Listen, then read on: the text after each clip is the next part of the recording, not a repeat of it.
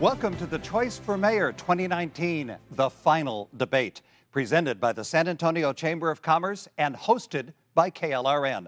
I'm Jim Forsyth. I'd like to welcome you to this evening's debate, less than 48 hours ahead of Saturday's critical city election.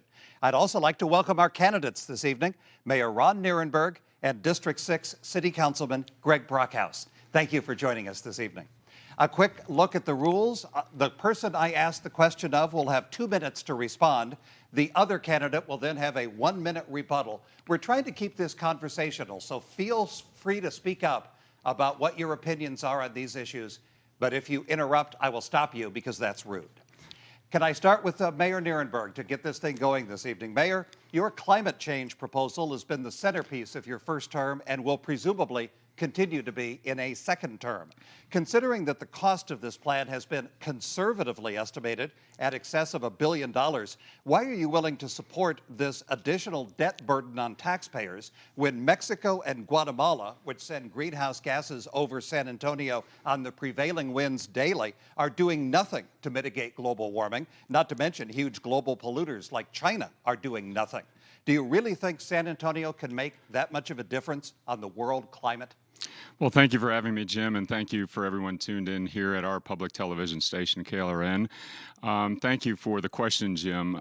So first, I would say that that's one element of our agenda moving forward, and that's a community-based agenda. The climate action strategy for the city of San Antonio is a recognition that climate change is real, that it's happening, and that we need to be prepared for its effects going forward into the future. It's a recognition that nearly every Fortune 500 company has come to, that the military community has come to, and that medical professionals and scientists the world over have come to. So what this is a path forward, an aspirational goal, and looking at where industries are, where our world will be going forward to find a path that works for us. It's not a set of mandates. It's not a set of dictates. It's a plan and a path forward for us to, as a community, to prepare for the future. So as we move forward, there will be cost-benefit analysis of the actions that we choose to take as a community. There'll be full public input and vetting on every action, and there'll be cost-benefit analysis of not taking action as well. So this is an important step in the direction that the world is moving, that companies are moving, to make sure that we're prepared for the effects of climate change. Thank you, Councilman Brockhouse. Jim, thank you. Thank you to the San Antonio Chamber of Commerce and to KLRN for hosting this today. I think what you have to realize is anytime we have an opportunity to spend money at City Hall, we need to make sure we understand it's the people's money. And I think it speaks volumes that Mayor Nirenberg over the last couple of months has postponed his climate action plan until after the election. I think that's a huge point that people need to pay attention to because he's postponing it because he does not have community input or buy-in. You cannot go out and roll out a plan, and I'm sorry, Ron, you can't sit there and say this is a set of aspirational goals. The truth is it will result in spending and ordinances and laws in our city. Unfortunately, the plan did not have any dollars associated with it. That is a breakdown in leadership. We cannot take the plan to the public without a clear number dollar sign of value to it, without making sure they understand it's their money, and we have full public input and buy-in. At this point, we don't even know when the plan's going to come up because the mayor's postponed it to the fall. If we're going to work on it, climate action is real. We got to do something about it. There are things in that plan we can work on together, but costs matter. It's the taxpayer's dollar, and I'm going to make sure it's defended when we look at that plan. I'm going to slow it down, put the brakes on it, assign dollar value to it, bring the business community and our residential community together to make sure we spend the money where it matters most. Mayor, are you confident you do have a public buy-in on this? Well, that's what's taking place right now. In fact, this is a plan and a strategy for us to get the public input that's necessary for us to stand behind the path forward that's going to take the next 30 years. So what we're doing is making sure that we're getting the public input. That's why we've extended the opportunity for people to weigh in, for businesses and organizations, for neighbors to weigh in, to ensure that we can stand behind this plan and we can implement it moving forward. And every step we take, even some involving technologies that we don't know exist yet, are going to be preceded by proper public input, economic impact analysis, cost benefit that will all take place in the public with proper public vetting. Councilman Brockhouse, if I could turn to you. You are a businessman. You have owned 2 businesses. You talk about your business experience in your campaign promotions. Why do you think the business community is not rallying to your standard? Previously, when we have had business-friendly candidates. I'm thinking of Joe Cryer, Carol Schubert, Richard Pettit, now the president of the San Antonio Chamber of Commerce. When they ran for office, they had overwhelming and solid support from San Antonio's business community. Why are you not getting that same support? Look, at the end of the day, the only person I'm beholden to is the residents of the city of San Antonio. And I think the business community recognizes I have a plan and the things that I want to work on that I think are most important. But that plan comes from the residents, and we have to do this together. Look, the truth of the matter is the North Chamber of Commerce has rated me twice more business-friendly than Mayor Nirenberg. I believe that we're the most anti-business council we've seen probably in the last 25 years. The problem is City Hall's role in business, period. And I think we're going through a change. And I'll tell you, over the course of this campaign, and I'm super proud of the work we've done in the campaign, I think all the momentum is with us going into Election Day because we're talking to residents, we're talking about the things that matter most, and we're recognizing that the business community is an answer for us to help with our transportation issues, with our climate issues, with housing. But we need to bring the business community together. And I fought on the behalf of residents when I fought the streetcar program, or even in the charter amendments. There are things that I decided to work on that I felt were in the best interest of residents first. But as mayor, what I'm going to do on June 1st is make sure we understand that the role of City Council, the role of City Hall, isn't to create jobs in this community. It's not to create the wealth and opportunity. It's to build the playing field, and then let's partner with the business community and help them get where they need to be. We need to be less regulation at City Hall because the problem is, frankly, we're not including anybody in there, whether it's paid sick leave or whatever we talk about, whether it's deals behind closed doors. We cannot do that. We must partner with the business community. And I look forward, I got to tell you, I look forward to building those relationships with the business community and making sure they understand I value who they are. But at this point, we need to bring it together. We are a broken system at City Hall of backdoor deals and a lack of transparency. The best thing we can do is understand our role as a council. We don't create a single job. The small business owner does on the west side.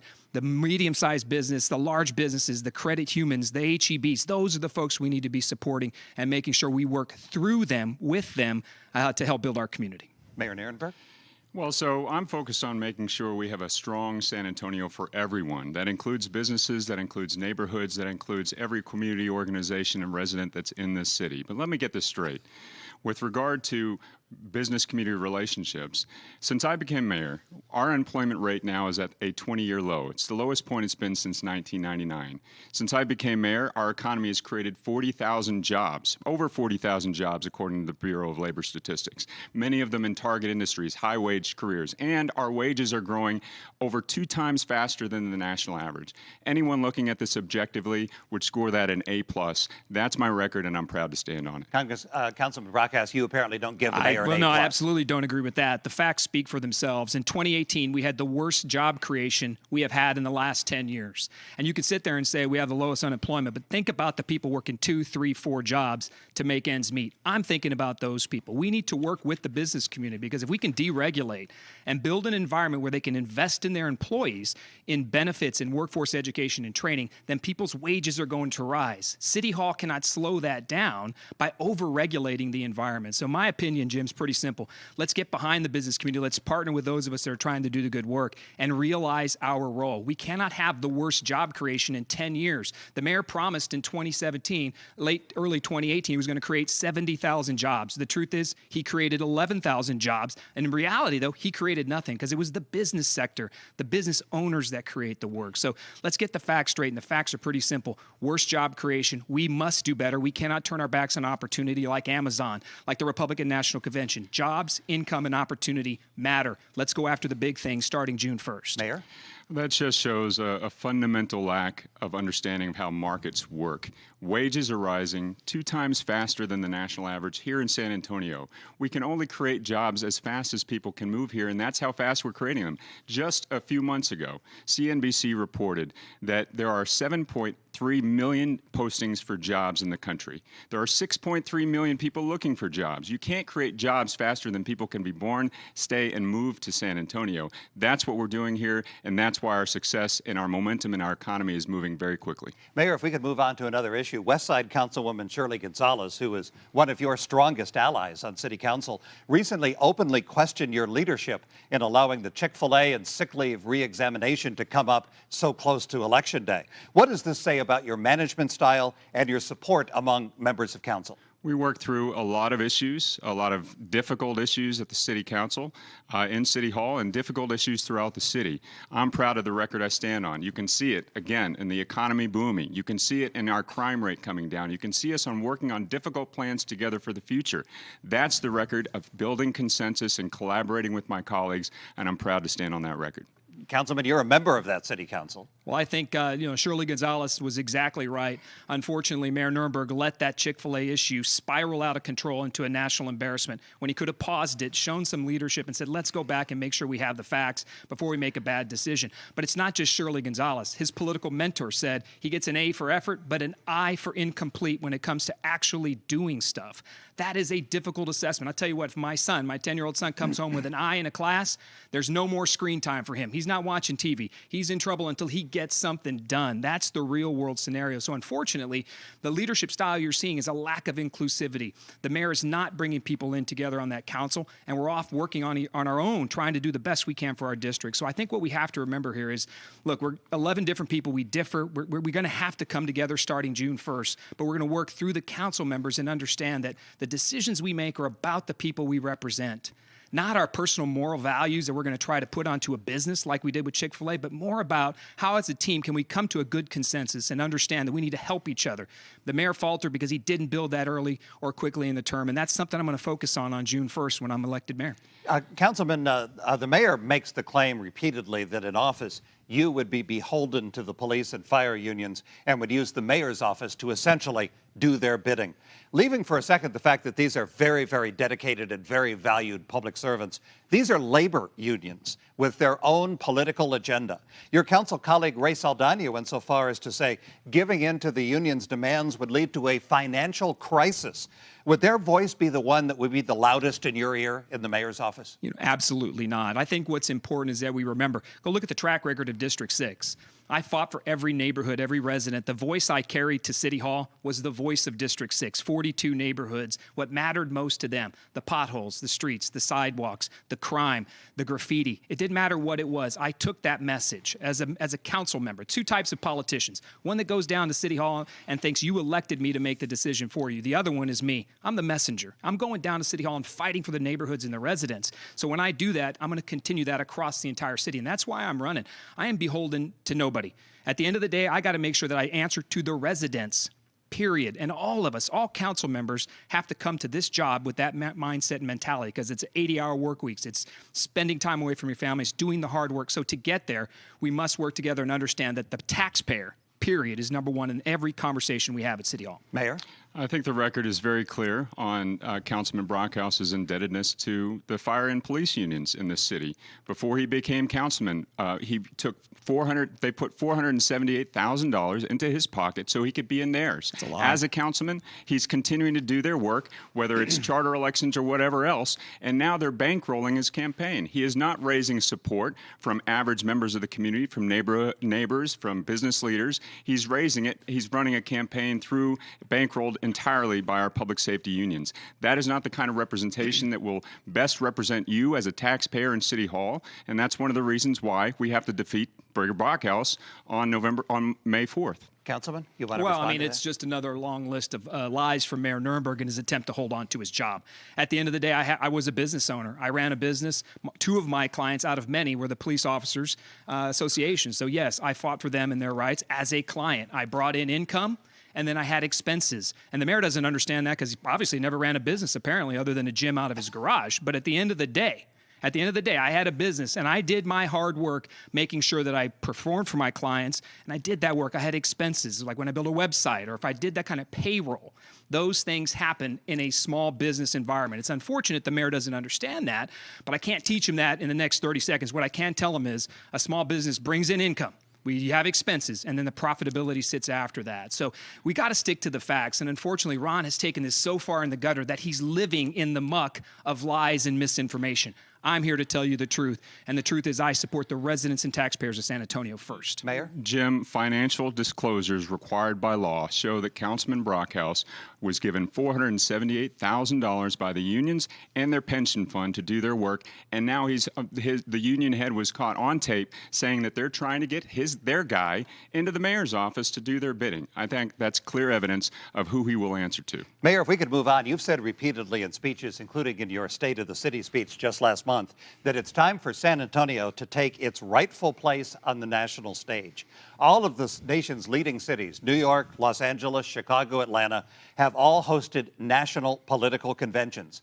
But when San Antonio's opportunity came up, a slam dunk considering we were invited to apply by President Trump's campaign manager, you buckled at that opportunity. Why did you do that? So first, Jim, we are a tourism city. We thrive on many industries, but tourism is one of them. We're a convention city. We do very well. The idea that any of us would drive out an organization for political reasons is laughable. The truth of the matter is, though, we also have to be responsible to taxpayers. And I'm not going to put taxpayers on the hook for a guarantee of the $65 million that the Republican National Convention wanted to have to hold their conventions here. And that would be true if the same deal came to us from the DNC. But the truth of the matter is, this is, including all of those major cities that were offered the opportunity, everyone passed for the same reason. And so we make decisions in the best interest of taxpayers, and that's how we handled it in this one, too. And it was also done in private, which has bothered a lot of people. Why did that happen? We have executive sessions to talk about competitive matters, competitive bids. That was done strictly under the Texas Open Meetings Act, and Councilman Brockhouse was part of that meeting as well. Councilman, what's your feeling about turning our back on the Republican convention? Well, I hope the viewers at home caught what the mayor said. He said, I told him no to the Republican National Convention, and I would say no to the Democrats as well. So he just said he'd make the same mistake twice. The truth is, it's a bad decision. We're a welcoming and inclusive city. We just came off the Final Four. Right? The Final Four was a huge opportunity for us. We accomplished it. The Republicans wanted to come here. We had the inside track to make it happen. The $65 million that Ron talks about would have been privately raised. And the reinvestment back to San Antonio would have been $250 million. That was the economic impact in our response and our guaranteeing the opportunity. So we have to believe this. Look, we have one of our own sons running for president of the United States right now. He can't hold his convention in San Antonio. How sad is that? We must work together to understand. And it's the same thing when Ron told Chick-fil-A no based on their religious freedom. You can't turn people away from San Antonio because you don't agree with everything about them. I was in the room, the mayor's right, during that decision. It was behind closed doors. There was nothing private that needed to happen about that decision. But when people in that room use words like, we don't want those people here, that's not my San Antonio I grew up in and love. I have been here my entire life. My community embraces everybody. We want every opportunity to do the best we possibly can. On June 1st, when I take the oath of office, we will never miss an opportunity like that because I believe in San Antonio. And it's sad to me that Mayor Ron Nirenberg hasn't for the last 2 years. Mayor, was that a political decision? That was not a political decision. Again, he may talk about the $250 million that, again, was a part of the pitch that was given to us, but we have to be responsible to taxpayers. And that $65 million that was required for the local community to raise was guaranteed on the backs of taxpayers. Look, we are a convention city. We did host a very successful, I would say the most successful Final Four in tournament history. That's why we went up and we won another one and another one. We're having the Final Fours come back. We make strategic decisions in the best interest of the taxpayers. That's exactly what we will continue to do under my leadership. Councilman Brockhouse, what do you see as your priorities if you're elected mayor? Mayor Nirenberg has clearly articulated a vision for this city. You may not agree with it, but he's articulated a vision. What's your vision? Where do you see the city being in 20, 30, 40 years? Well, you know, things tend to mature over your life as a candidate. You have ups and downs in a campaign, struggles and challenges, and you learn more as you're knocking doors and talking to people. And you get all across this city and you spend time in every district, you start to realize what matters most. The biggest thing I hear about, which my initial issues were, let's talk about property tax relief. We're going to do that. Fee relief. Let's talk about crime and how we have the highest crime rate in the nation, the top 15 cities. We have to work on that. We have to get after more police officers on the street. We have to talk about the infrastructure in the neighborhoods on the west side or on the east side that haven't seen a street or sidewalk in 40 years. A repair has not happened. We have to get after that. Then we have to talk about wages and jobs and building opportunity. We've touched on some of that already. But at the end of the day, there's a gap of trust now between City Hall and the neighborhoods and the families, and that has changed. And is a chicken sandwich the answer for that? The mayor would like to believe it's about a fast food contract, but what has been exposed over the last 60 days is that City Hall doesn't represent the values of neighborhoods and communities in our San Antonio. So having lived here my entire life, I can tell you this. We have to make sure that the decisions we make reflect families in our communities. They have to respect faith and diversity and different opportunities of people we have and who we are, where we come from, just as much as where we're going to be in the next few years.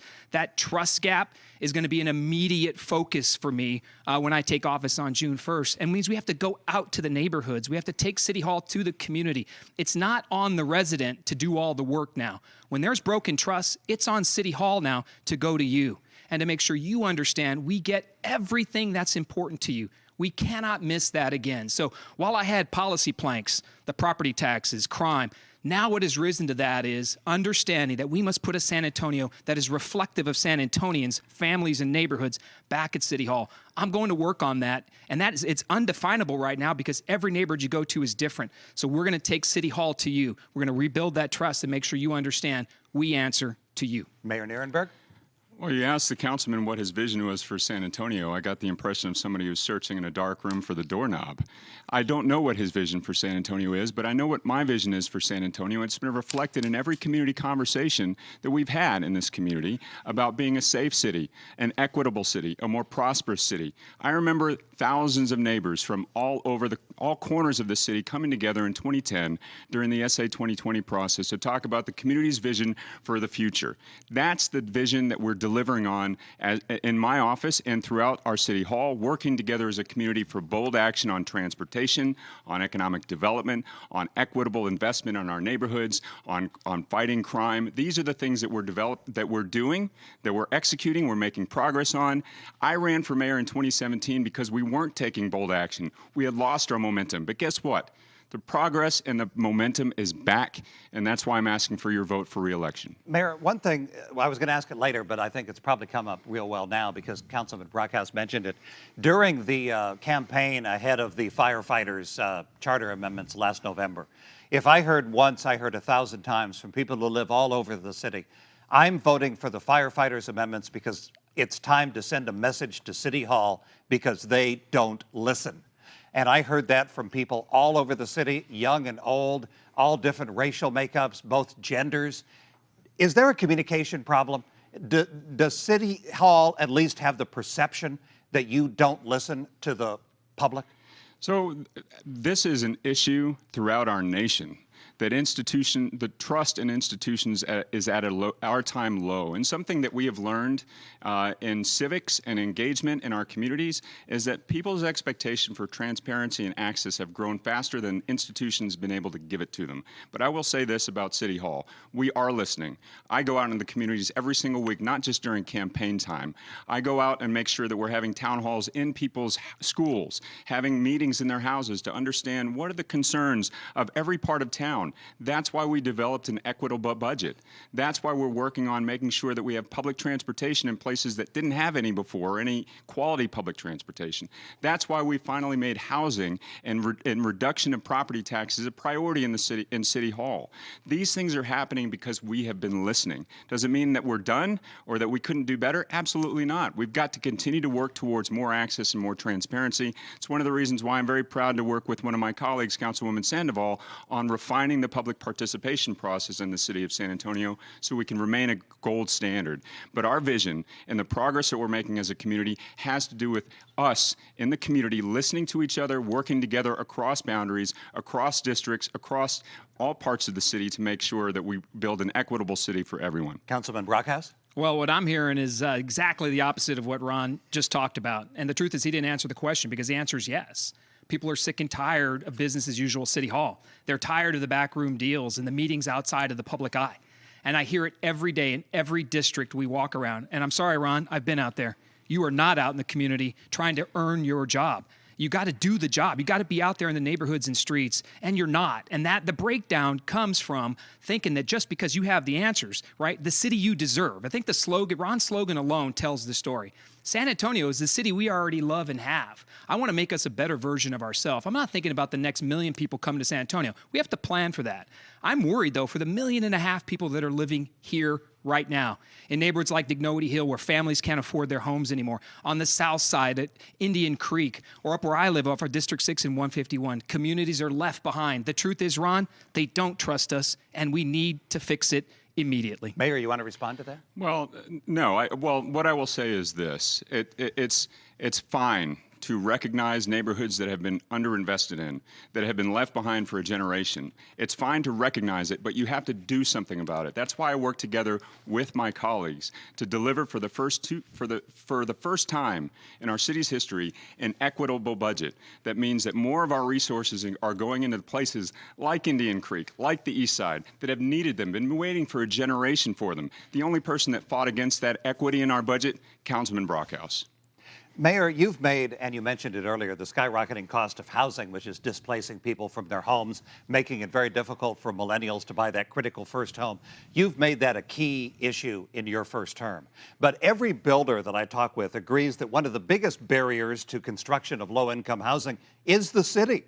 From the tree ordinance to impact fees, which raise the cost of building, is dealing with the rising price of housing important enough that the city might take a second look at some of the things it's doing to drive up the price of homes? So all of these regulations and ordinances come through a lot of public debate. I would say this: one of the comments I get most frequently up on the north side is that people want to see more of their trees preserved. So there's a reason for having tree ordinances. Now we have to do it in a balanced way. The reason why we have a comprehensive housing policy, though, is that we do recognize that red tape and reduction of cost and time for helping the private development community make sure that they build homes is part of the calculus and part of the way we're going to get a more affordable housing market.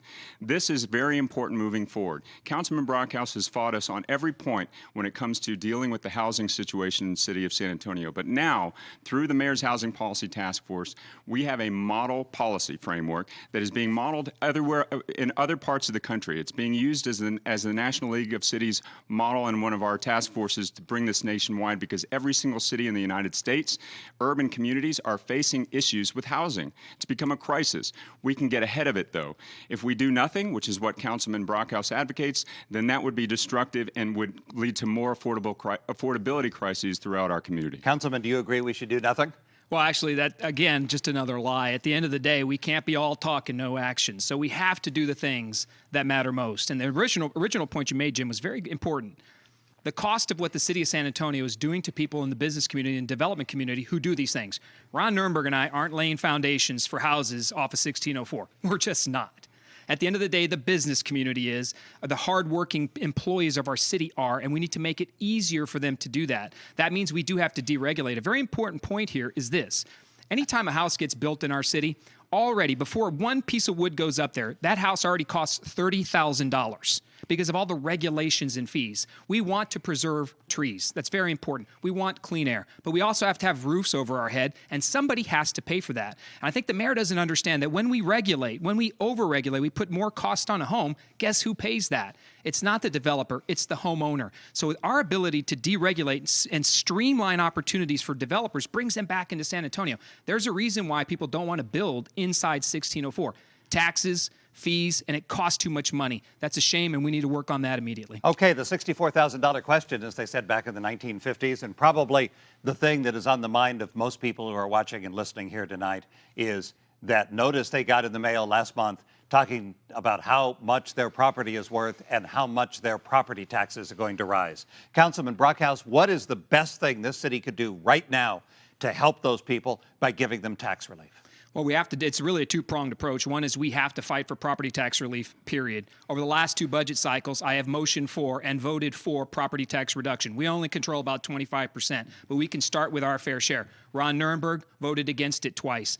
Councilman Clayton Pari and I have fought for a citywide homestead exemption. Every big city in Texas has one. except for San Antonio. That is a shame, and we must implement that. Ron Nirenberg worked against it, but it's election time, so now he's for a citywide homestead exemption. But beware on May 5th, if he gets reelected, that will not be one of his items. Property tax relief is important. Ron Nirenberg voted against, is working in Austin against property tax caps because he's worried about not being able to jack up your rates as high as he possibly can to grab more money. At the end of the day, we have to fix the valuation system as well. We appoint someone to the Bexar County Appraisal District. We have to make sure we appoint people that defend and fight for taxpayers. We can lower our rate, and I don't care if it's $2, $3, $4, $5 a month. We must start somewhere in recognizing that the dollars at City Hall don't belong to us, and we can't have this iron fist on them to where we can't let them go. Because the truth is, if Ron Nirenberg's not willing to give back $2 a month to you, what is he willing to give back? The answer is zero. So we have to have different leadership that offers property tax relief, that goes to Austin and fights for it. And also the school finance system needs to be fixed. While you offer property tax relief, we have to make sure too that school districts can continue to afford to put good quality education in front of our children. It's a balancing act that we have to get out there and fight for. But at the end of the day, what I hear about almost everywhere I go, doesn't matter where it is, whether it's a $50,000 home or a $500,000 home, they all talk about property taxes and that generational wealth in their home. And when we price them out of that, it hurts them. Period. That is their home, their castle. We don't recognize that, and therefore we don't reduce property taxes or fight for it in Austin. As your mayor, property tax relief will happen in my first term. I guarantee it. Mayor, what will you do on day one to help property owners get some tax relief? What you've just heard from Councilman Brockhouse is the reason why people are frustrated with the property taxes. It's all talk and no action. I am the only one up here who's actually successfully reduced your rate in the city of San Antonio. The truth of the matter is this is very complicated. San Antonio does have a senior exemption. We have homestead exemption. We have to work harder to make sure that we get property tax relief. And what that will require is us doing several things. Some of them are already underway. We have a top-down review of the Bexar County Appraisal District process underway so that the government appraises your property for what it's worth, not what it thinks it needs. We know that we're out of line. We've got to see some data in that. And we have to work with our legislature, advocate at the state level, and I'm doing that with our governor and our legislature to make sure that they deliver, get over the finish line with school finance reform. 50% of your property tax bill is local school district taxes that have been raised periodically throughout the last 10, 15 years because the school has, or the state has slowly backed away from its portion of funding public schools. We have to address that, but we are working at the local level too. I've reduced your tax rate back in 2015, and we are working hard to make sure we can offer property tax relief wherever it can be found. Property tax relief is a priority for everyone in this community. Just don't buy the sound bites, look for action. Councilman Brockhouse, you have a response? Don't buy the sound bite, folks. I agree with that 100%. Buy the vote, the record. He voted against it twice. You cannot run from that. You own that vote. 2 times he voted against property tax relief. It's not a sound bite. It's a recorded vote, Ron. Mayor, is having a restaurant in the Chick-fil-A spot in the airport that is open 7 days a week and is not closed on Sunday, is having that worth the potential fine that the city might face, which would be at least 6 figures if the Texas Attorney General does in fact rule that that Chick-fil-A vote violated the city's own anti-discrimination ordinance as well as state law? So we are very confident because this vote was not taken for religious purposes. This was a vote quite simply on the economics of our airport. Look, we have 10 million visitors into our airport every single year, 1.5 million of them on Sunday. It's very important in our airport with very scarce retail space that we have all that space operational. So when visitors come, you see a full array of options. In addition to that, in a contract that emphasized local, Smoke Shack, we have local coffee, we have a Spur store, we have a luxury. Let's have local there. The truth of the matter is the councilman continues to bring this up for political theater because he has nothing else to talk about. He has no vision to share with the city of San Antonio. We're going to continue to make sound decisions in the city for the right purposes, and that is what's best for the airport, what's best for the customer, and what's best for the city of San Antonio. Councilman Brockhouse? I cannot believe every time I stand with Ron on this issue, he's doubled down on it, he's tripled down on it, now he's quadrupled down on the fact that this doesn't belong in our airport because of economic reasons. Go watch the videotape. The words that were used, symbol of hate, anti-LGBTQ, they donated as a faith organization. The record speaks for itself, Ron. You cannot now all of a sudden grow a conscience on it because it's election time and you realize that it's the topic at every poll site in our city. People care about it. You know why they care about it? San Antonio is a city of faith, folks. You know it, I know it. We were built on it, founded on it 300 years ago. Our tricentennial just ended. A city built on faith that turned away a business because of their faith. Those are the record words used. And by the way, nowhere in that contract, nowhere was there hours of operation that required anybody to be open or closed on a Sunday. In fact, the profitability was guaranteed. The fact is, folks on that council attempted to push a moral value vote. The mayor didn't just vote against Chick-fil-A once, he voted against it twice. And he still stands to this day with the massive disconnect. Remember a couple minutes ago, and I hope all the viewers caught this as well, I said there's a disconnect between what matters to families, right, what matters to people, and City Hall. Now you see the disconnect once again with Ron Nirenberg. He doesn't get what matters to families. The vote isn't a chicken sandwich. It's not a contract. It's a faith-based piece of who we are, Ron. We have to believe in ourselves and own that. Know that that's who San Antonio is. Be with us on that, and let's fix this no matter what. It's the faith of who we are, and it's all-inclusive, and let's do this together, Ron. Mayor? So first, my faith cannot be found on a fast food menu, period. The councilman continues to put words into other people's mouths, and the truth of the matter is we have to make rational decisions at the city of San Antonio. And when the councilman continues to bring it up, even after the contract was signed, he asked for a new vote. We cannot do that. That's not leadership. That's pandering, and that is making sure that we never get on with our business. And that is 99% of the work that we do, streets, sidewalks, public safety, all the things that we build a great city on. Councilman Brockhouse continues to ignore so we can talk about fast food contracts. Councilman Brockhouse, speaking of leadership, it seems like everybody but the people agree that mass transit is a priority for the future. What are your ideas for maybe whittling down a little bit this I have to drive alone in my car to work mentality that this city has, and to open the door for what everybody agrees is necessary as we add 1 million people in the next 20 years, and that is some sort of sustainable mass transit? Well, I think at the beginning and end, we have to start with VIA. VIA are the transportation experts, and we have the Alamo Area MPO. We also have SAMCO and different organizations that are built around this. The mayor put together another one of his infinite task forces, this one called Connect SA. So he abdicates and pushes out leadership opportunities. I get it. I understand that. He wants other people to do the work. But this work continues to get planned. And by the way, it's spending opportunities. It's more taxation. You know, in the Connect SA plan, they are trying to trumpet potentially a $10 user tax. We don't need to continue to pay for streets we already have built and paid for in our city. At the end of the day, let's be smart about the resources and money. Let's put it into VIA. We put $10 million into VIA over the last couple of years. We've seen increased usage, increased turn times, more people excited about it.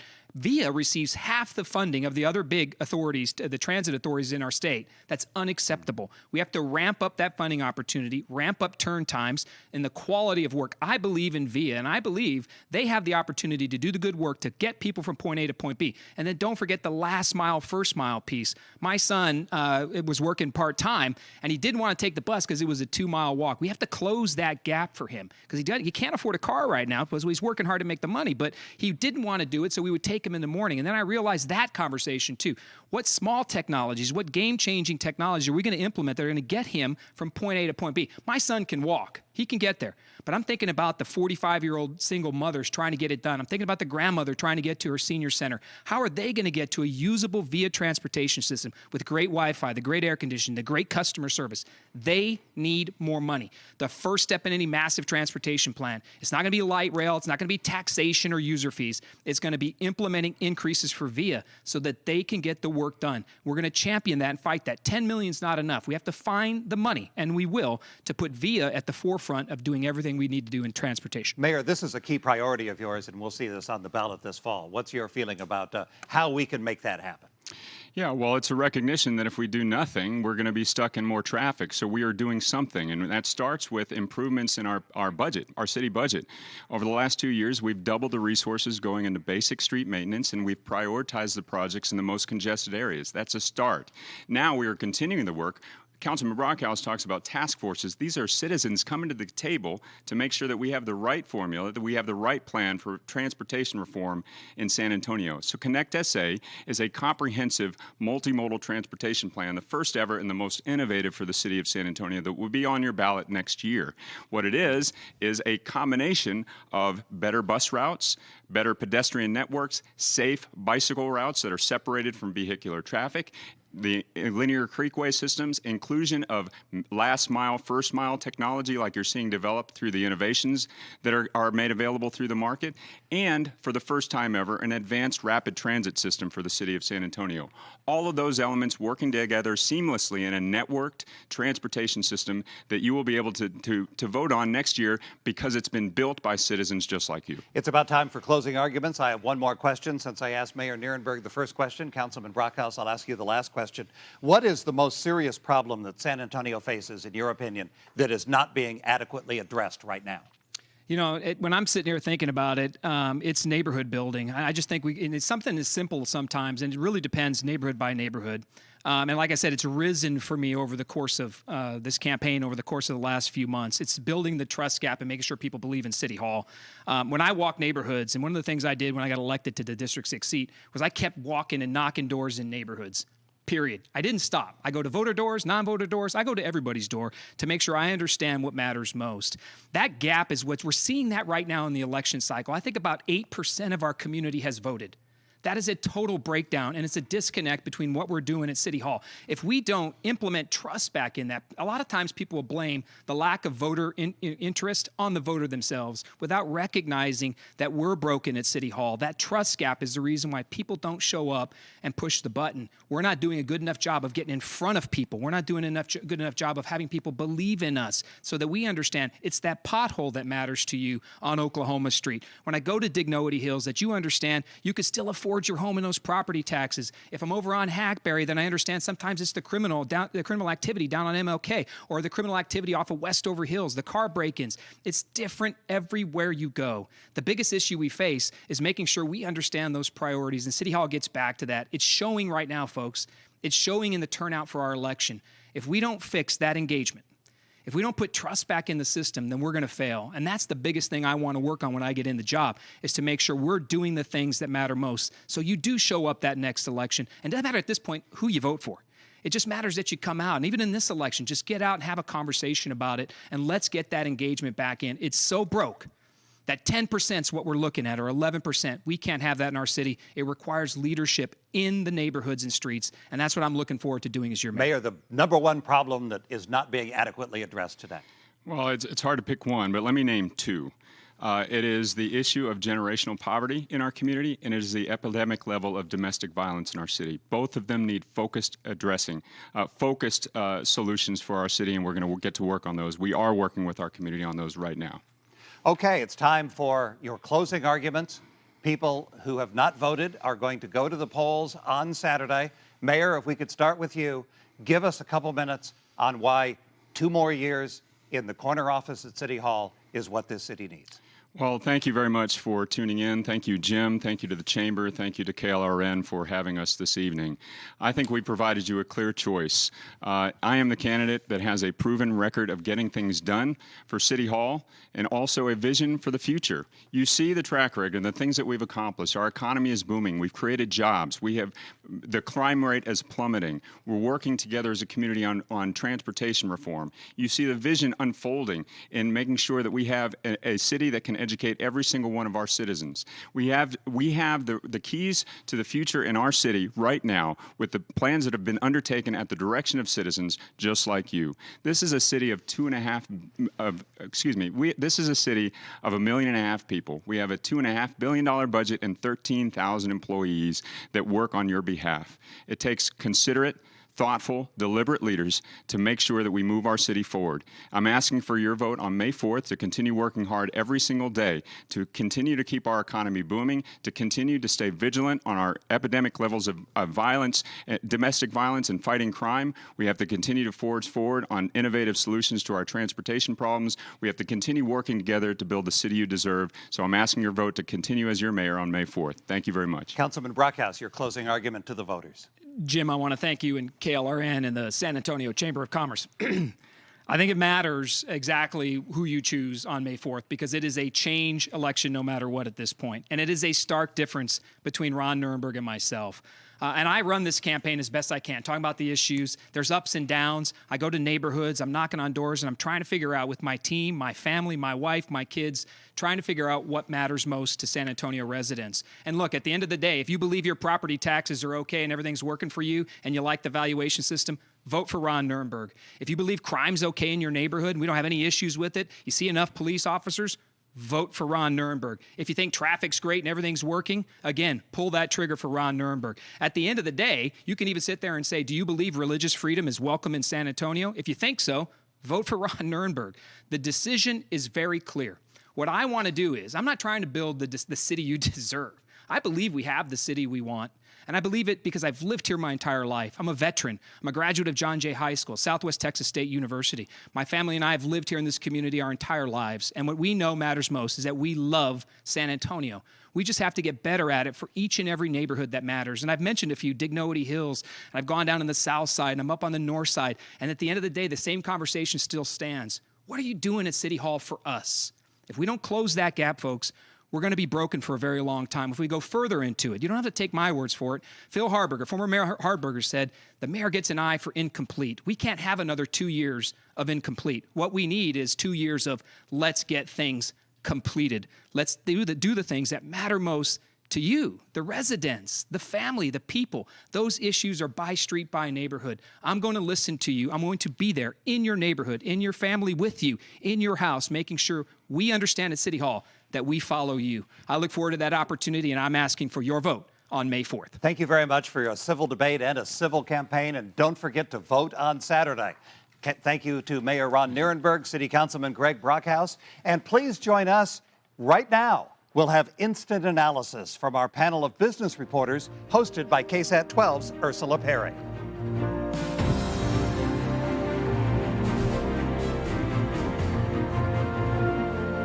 Thank you for joining the San Antonio Chamber of Commerce for the Choice for Mayor 2019, the final debate. You have now heard directly from the leading mayoral candidates who have expressed their thoughts and feelings about issues that are important to the business community and to San Antonio in general. We hope that this information will help you make an informed decision. Now, you will hear from a panel of experts who will provide additional commentary and analysis on what you've just heard. Once again, thank you for joining us tonight.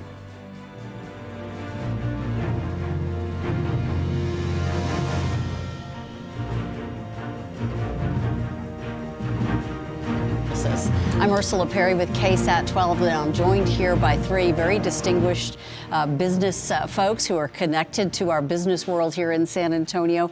First up, we have Greg Jefferson. He's the business editor for the San Antonio Express News.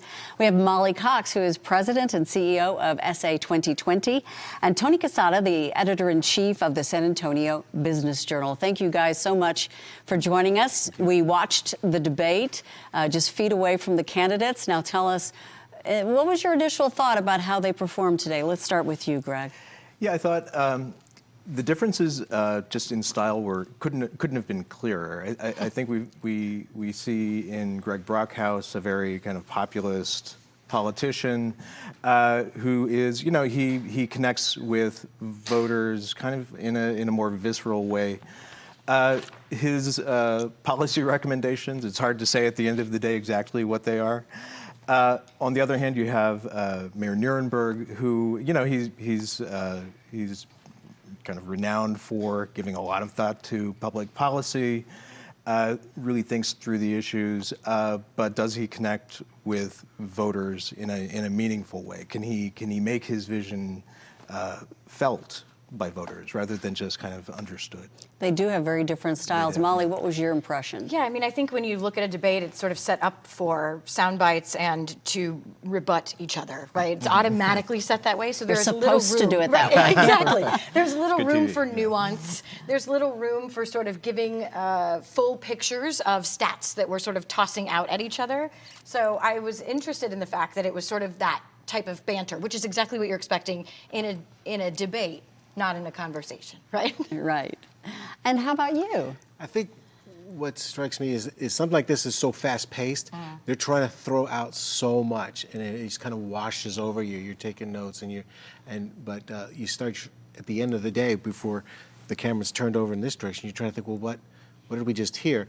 What are they really battling on? And I think it comes down to things like the trust, the transparency, leadership questions, and they're both explaining why they have those things and the other one doesn't. And sometimes they're using the same words back at them. So it becomes a little bit challenging to figure out where they're coming from. It is going to be incumbent on voters to not just take what they heard today, but really study, because these two guys are very different. They do have very different worldviews and city views about things that the city needs to do, moving the community forward versus action versus inaction. So it's not just about what happened tonight.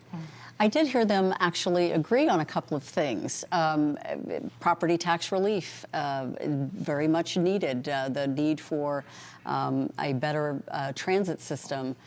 There were some areas of agreement, I thought. Yeah. It's just and how you approach it. And then yet you hear them try to make it disagreement. Right. They're trying to find ways to disagree about what they agree about. Yes, exactly. Yeah. That was interesting. Of the hot button topics that were brought up, the National Republican Convention as well as Chick-fil-A, which of those, or do they resonate with the voters, do you think? Chick-fil-A definitely does. Yeah, I mean, and who knew, who would have guessed 3 months ago that Chick-fil-A would be the We'd be talking about chicken sandwiches. Exactly. But I mean, I think as Mayor Nirenberg has seen, you kind of dismiss Chick-fil-A as an issue at your peril. I mean, to voters to whom that's important, it's really important. It is, it's being framed by Greg Brockhouse, by Pastor John Hagee of Cornerstone Church, and in other ministers across the city as this is a moral judgment the council made, and there's a lot of resistance to that. Of those topics, Molly, did you think that they made their points well? I don't know. I think that the challenge, right, always is as soon as Chick-fil-A comes up, it becomes such a hot button issue that it on very either passionate. side, Very passionate. And it again goes back to sort of this mentality that we're hearing so much information, and I think this at Chick-fil-A, the moment you say it, you fall on one side or the other, right? You are pickles, no pickles. That's it, right? That's where we stand. So I think that the challenge with a conversation like Chick-fil-A, again, loses sort of an opportunity for us to have a broader conversation about why that is such a major hot button issue. It seemed as though the discussion, though, regarding Chick-fil-A, taking it to the next level, which is what happens next if the state wins its lawsuit and we are found in violation, that actually isn't passionate. That's dollars and cents. What do you think of that, Tony? Well, I think the ramifications of that, we're not going to learn that right now. So it's hard to judge that. You can presuppose what it's going to be and then make a judgment based on your presupposition, and that's perfect. Anybody can go to the voting booth and do that. Right. And yet it still moves past and takes our eye off of all these other issues that we talked about. Right, how many pages of notes did you take? We're talking about taxes, we're talking about transportation, we're talking about crime, we're talking all these job creation. And they're disagreeing about the numbers. They're telling you, my numbers are true, my numbers are true. Right. He's lying, he's lying. So that's why it's going to take a lot of study on the voters' part. But we really need to focus on all those other things, because at the end of the day, this Chick-fil-A thing will play itself out, but it won't affect any of those other issues. They really won't. And you're right about that. They were talking about a very different economic movement in San Antonio. Worst job creation as opposed to best unemployment. Which of these resonated with you? San Antonio having the lowest job creation in 2018 of the last 10 years, that is true. Those are figures borne out. Which ones matter, though? Well, I mean, with the city growing at the pace it is, I mean, we had job growth of, I believe it was 1.8% last year. That's not keeping up with the rate of population growth. That's significant. I mean, in the short term, it doesn't mean much, but if we continue kind of bouncing along at that rate, the population growth is going to by far outstrip, the number of newly created jobs, and that's a problem. And that's of particular interest to you with SA2020. Yeah, it is. I mean, I think the challenge, right, again, is we're seeing industry growth in our target industries. We're seeing job growth. We're seeing our unemployment rate. Everybody uses unemployment rate as a thing, and we know that doesn't tell us the full picture because underemployment rate as well. But I do think that there's a conversation to be had around population growth, right? We are recruiting people from out of town. People are moving to San Antonio. We're second in college-educated millennial growth, right? We can toss that sort of stat out.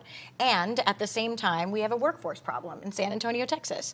So I think the fact that we, again, as we sort of weed out into these like numbers, what is most important? Right. One of the things you can talk about is when you talk about recruiting people to come to San Antonio, often in a lot of cases that's because the jobs are vacant. Mm-hmm. So it's not a question of how many jobs we're creating. In some cases, the discussion is how many jobs can we not fill that already exist? Exactly. And we're bringing people here to do that. Exactly. Yeah, and we also have an issue with a poorly trained workforce. Yeah. We have a situation where a manufacturer like Toyota, for example, they will always have X number of open positions that they're going to have a really difficult time filling because they can't find workers in San Antonio with the qualifications or the skills needed for those positions, and those are good paying jobs. So, part of what you can do at City Hall, I mean, I think we can all agree, city government doesn't actually create jobs, but it creates